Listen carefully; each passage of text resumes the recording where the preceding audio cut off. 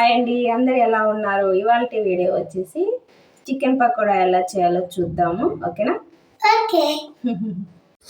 ఇక్కడ ఏంటంటే చికెన్ని బాగా వాష్ చేసేసుకొనేసి అందులో కొంచెం కరివేపాకు, దానికి మనకి కారం తగినట్లుగా కారం, అందులోనే అల్లం వెల్లుల్లి పేస్ట్, అలాగే సాల్ట్, పసుపు, ధనియా పొడి, గరం మసాలా ఇవన్నీ వేసిన తర్వాత ఒక నిమ్మకాయ అనేది పిండుకోవాలండి. ఇంతే అండి, సింపుల్ ఇంగ్రీడియంట్స్తోనే మన ఇంట్లో ఉన్న ఇంగ్రీడియంట్స్తోనే మనం టేస్టీగా చికెన్ పకోడా అనేది తయారు చేసుకోవచ్చు అనమాట. ఎలాంటి ఎక్స్ట్రాలు ఏమి యాడ్ చేయాల్సిన అవసరం లేదు. ఇవన్నీ యాడ్ చేసిన తర్వాత మనం దాన్ని బాగా కలుపుకోవాలన్నమాట. నేను ఇలా చేసిన పకోడీ అంటే మా వాళ్ళకి బాగా ఇష్టపడతారండి, మా ఇంట్లో వాళ్ళు. అంటే వాళ్ళకి బండి మీద చేసేదానికంటే కూడా అది అసలు నచ్చదన్నమాట. ఇదే వాళ్ళు ఇష్టపడి ఇదే చేయమంటారు అనమాట. అంటే మా పిల్లలు పాపం నాన్ వెజ్ అంటే తినరనమాట. అంటే ఫిష్ కానీ, మటన్ కానీ, ఫ్రాన్స్ ఇట్లాంటివి ఏమీ తినరు. ఓన్లీ చికెన్ కర్రీ కూడా తినరు అనమాట. ఓన్లీ చికెన్ ఫ్రై ఒక్కటే వాళ్ళు తినేది. అందుకోసం ఎప్పుడన్నా ఒకసారి అలా చేస్తూ ఉంటాను వాళ్ళ కోసము. ఈ విధంగా అన్ని ఇంగ్రీడియంట్స్ కొత్తిమీర కూడా వేసేసుకుని దాన్ని బాగా కలిపేసుకొని అలా ఇంకా పక్కన పెట్టేసుకోవాలన్నమాట. 2-3 అవర్స్ దాన్ని ఏమీ డిస్టర్బెన్స్ చేయకోకుండా.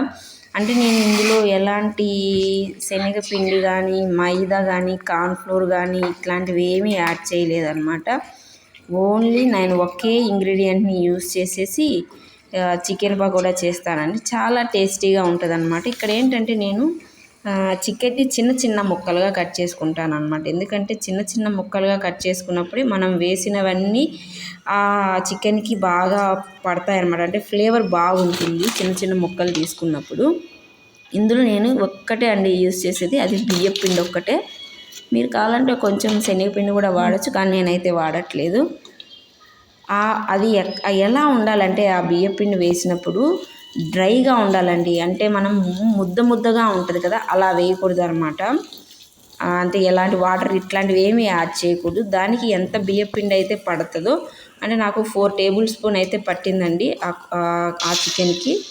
అలా కోటింగ్ చేయాలన్నమాట. అంటే మనకి డ్రైగా ఉండాలి, పౌడర్గా ఉండాలన్నమాట. అంటే ఒకదానికి అతుక్కోవడం ఇట్లాంటివి ఏమీ లేకోకుండా ఎప్పుడైతే అలా ఉంటుందో అప్పుడు దాన్ని క్రిస్పీగా వచ్చేస్తుంది అన్నమాట. దాన్ని మనం ఇంకా కొంచెంగా వేసుకొని డీప్ ఫ్రై చేసుకోవాలన్నమాట.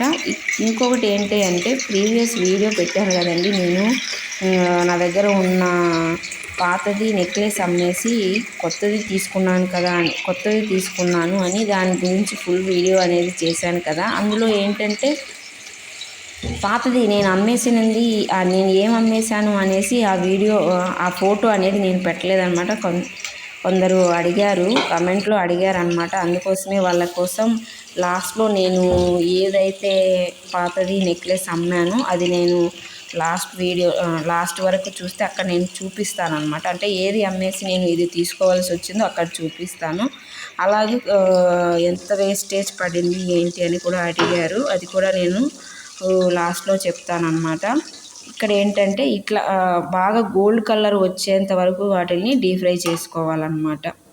ఈ విధంగా డీప్ ఫ్రై చేసుకొని సర్వ్ చేసుకొని తింటే నిజంగా అండి, అంటే మీరు వేసుకునేటప్పుడు ఏం చేస్తారంటే మీకు ఎప్పుడైతే మీరు తింటారు అనగా అప్పుడు ఆ బియ్యం పిండి కలిపేసి అప్పుడు వేసుకోండి. నిజంగానే సూపర్గా క్రిస్పీగా ఉంటాయి అన్నమాట. చాలా బాగుంటాయండి. ఇదే అండి, ఇక్కడ చూడండి నేను లెఫ్ట్ సైడ్లో యాడ్ చేశాను చూడండి. ఇదే అండి నేను అమ్మేసిన నెక్లెస్ అన్నమాట. అది ఏంటంటే అది టోటల్ వెయిట్ వచ్చేసి స్టోన్తో సహా 125 గ్రామ్స్ వచ్చిందండి. అది వేసుకున్నాక అంటే దాని ఫినిషింగ్ బాగలేదు, వేసుకున్నా కానీ మనం పెద్దవి అమ్మవార్లకు వేస్తాం కదండి, అలా వచ్చేసింది అనమాట. అందుకని దాన్ని ఇచ్చేయాల్సి వచ్చిందనమాట. ఒకరు కమెంట్ సెక్షన్లో అడిగారండి, అందుకని దాన్ని యాడ్ చేశాను. అదేవిధంగా దీని వెయిట్ కూడా అడిగారనమాట. అంటే దీని విఏ ఎంత పడింది ఏంటి అనేసి. దీని విఏ వచ్చేసి నాకు 70,000 పడిందండి. ఆ రోజు 50% ఆఫ్లో ఉన్నదనమాట. అంటే 12% వేస్టేజ్ పడింది దీనికి. అలాగే ఇదేంటి అంటే నాకు ఆ రోజు గోల్డ్ రేట్ వచ్చేసి 10,800 ఉన్నదన్నమాట నేను కొన్నప్పుడు. అంతే అండి ఇవాళ వీడియో. మీకు కనుక నచ్చినట్లయితే లైక్ చేసి సబ్స్క్రైబ్ చేసుకోండి. Thanks for watching.